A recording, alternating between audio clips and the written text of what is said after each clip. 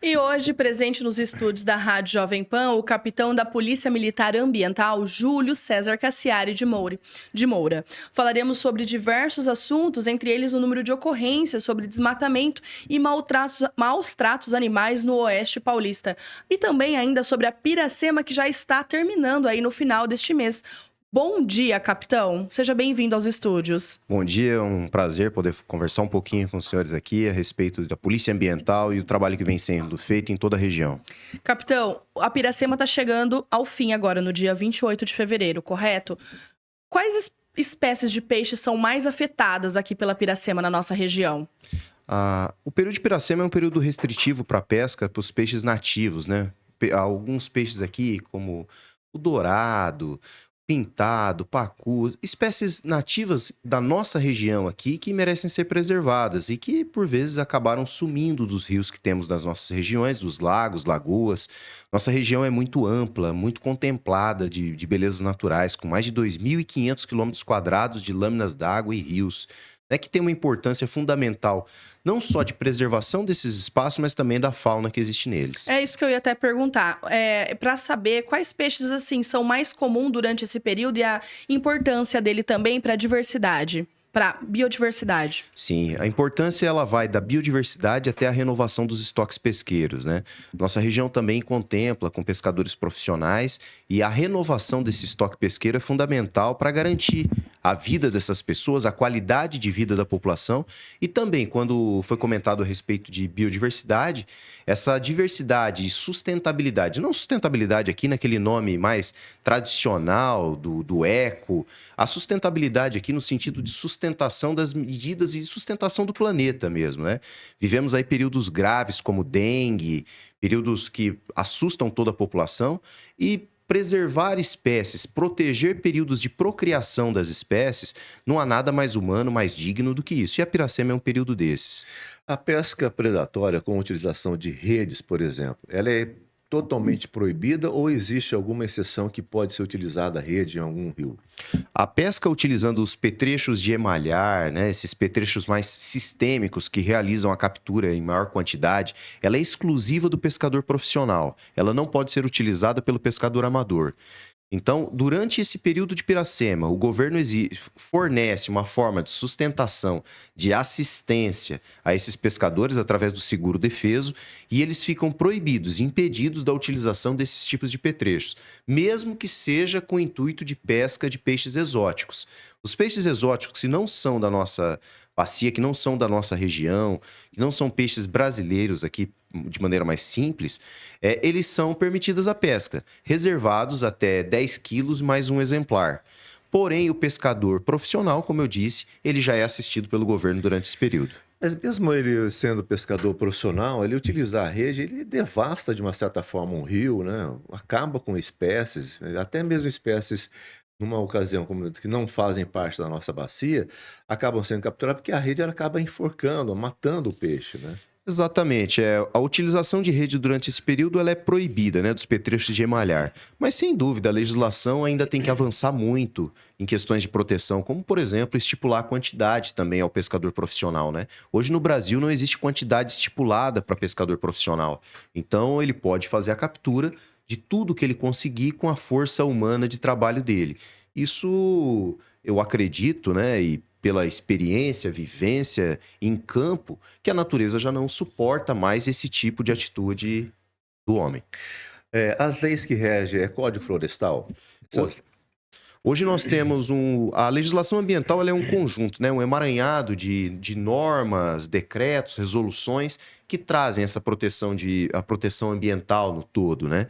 A Lei 9.605 é uma lei de crimes ambientais. E também existe um decreto do governo federal, que é o decreto 6514, que ele traz as infrações administrativas relativas a isso. Algo menor que o crime, mas também com responsabilização. E aí o Estado de São Paulo vem, através de resoluções, também trazendo essas infrações e fazendo com que possibilite o combate direto. No município, por exemplo, que existe o rio, no caso de Epitácio, né, que é um exemplo clássico aqui, o município poderia, de uma certa forma, implementar alguma lei, através dos vereadores, que proibisse a utilização de redes, por exemplo, nos rios da cidade, que fazem parte da cidade? Pode. A legislação ambiental, ela permite que o ente menor possa legislar de maneira mais restritiva. Então, qualquer legislação mais restritiva, desde que justificada, por exemplo, o senhor disse Presidente Epitácio, né? Presidente Epitácio, a formação de um lago com mais de 25 quilômetros de margem a margem, estância turística. Então, a proteção desses espaços de maneira mais séria, em termos de mais restritiva. Mais atentivo, né? Exato. Essa atenção, essa assistência por parte do poder público a essa beleza natural, ela se faz mais importante. E, sem dúvida, o legislador ele pode caminhar nesse sentido de executar uma proteção mais sistêmica nesse espaço e ele vai estar amparado, sim, pela Constituição, vai estar amparado pelo devido processo legal. Capitão Cassiari, o Adilson mencionou essa questão sobre o legislativo, né? O executivo tá atuando aí de forma, como você disse, né? Mais fiscalizadora. E a gente lembra também das questões de podas de árvores na cidade. A gente sempre vem falando desse tema aqui e é um tema que, assim, até na administração passada do governo Ed Thomas, o que acontece? O número de podas é tão grande que muitas vezes a prefeitura apenas comunica à prefeitura e a prefeitura passa a responsabilidade para o próprio morador estar realizando, porque a prefeitura não dá conta de inúmeros pedidos de podas de árvores que são realizados.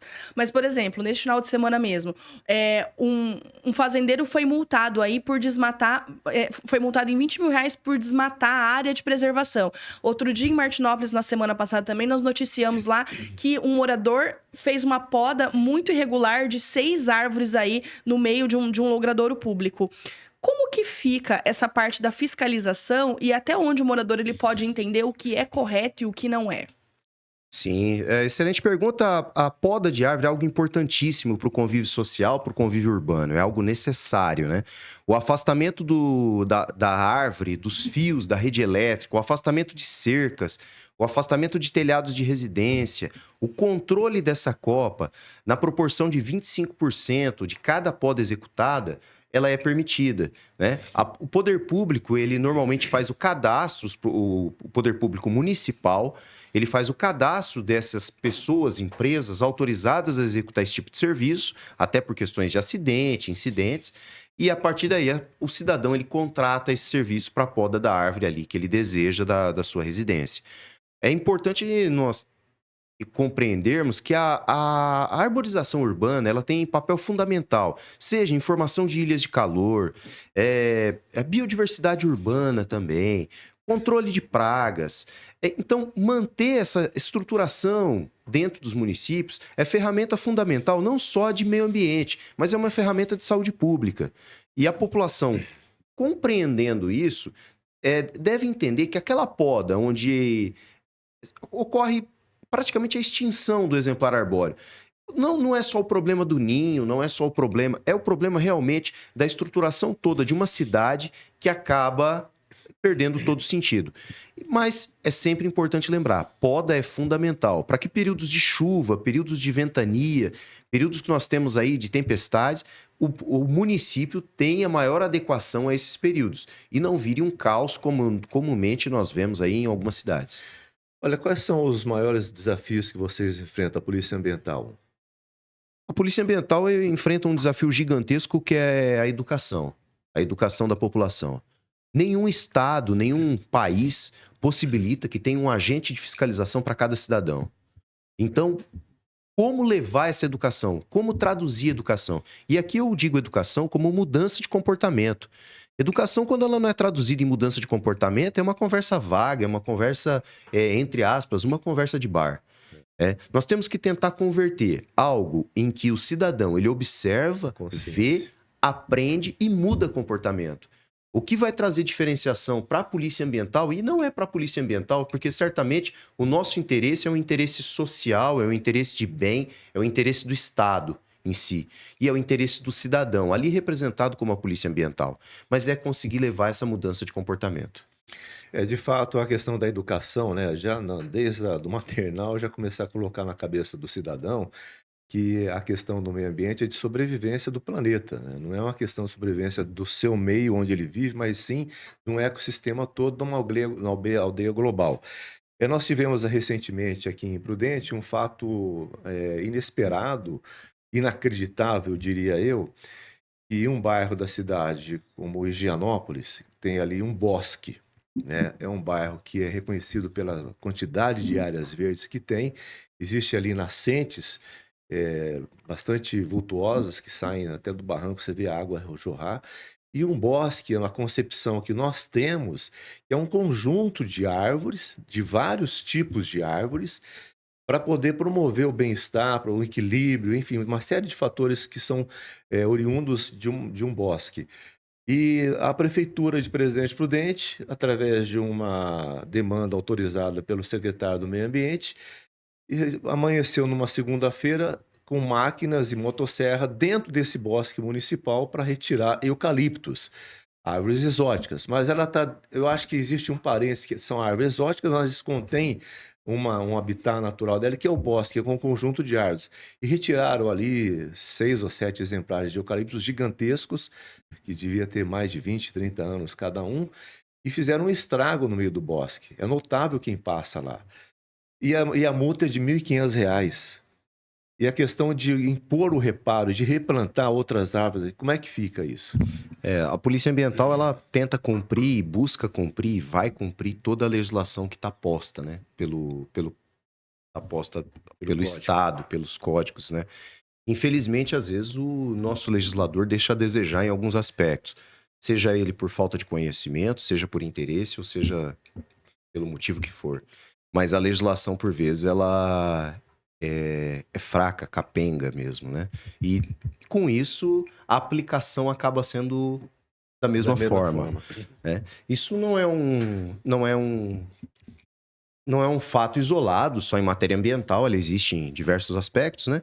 Ali, nesse caso em si, o cidadão, o ente de órgão público, ele não pode só observar o objeto. Primeiro aspecto, ele tem que observar todo o contexto, todo o conteúdo. Quando nós falamos, por exemplo, fazendo uma analogia aqui, comparando com a pesca. A pesca, eu não olho só a espécie do peixe, eu olho o local em que ela está sendo pescada, o período em que aquilo está ocorrendo, né? O tamanho da espécie, e assim eu compreendo e executo tal atividade.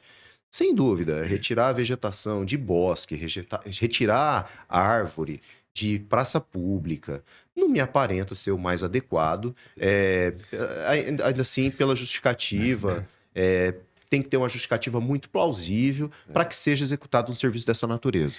E ali essa questão, só falando um pouco, eu moro no bairro, se você olhar do lado, já existia terrenos onde serão edificadas residências que existiam eucaliptos do mesmo porte que poderiam ser retirados, fazendo até um favor para o proprietário do terreno e não destruindo o bosque, vamos dizer assim, né?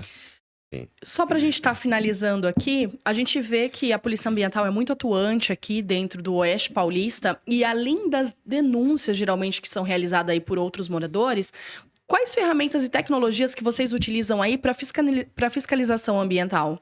Hoje, toda a fiscalização ambiental aqui na região dos 53 municípios da região administrativa de Presidente Prudente, pelos municípios qual eu falo, ele é feito um sistema de monitoramento via satélite, com comparação de imagens. Nós separamos aqui em 5.400 quadrantes de 2 por 2 quilômetros. Então, eu tenho um monitoramento diário de alteração de cobertura vegetal. Então, eu comparo com a imagem que eu tinha ontem com a imagem que eu tenho hoje.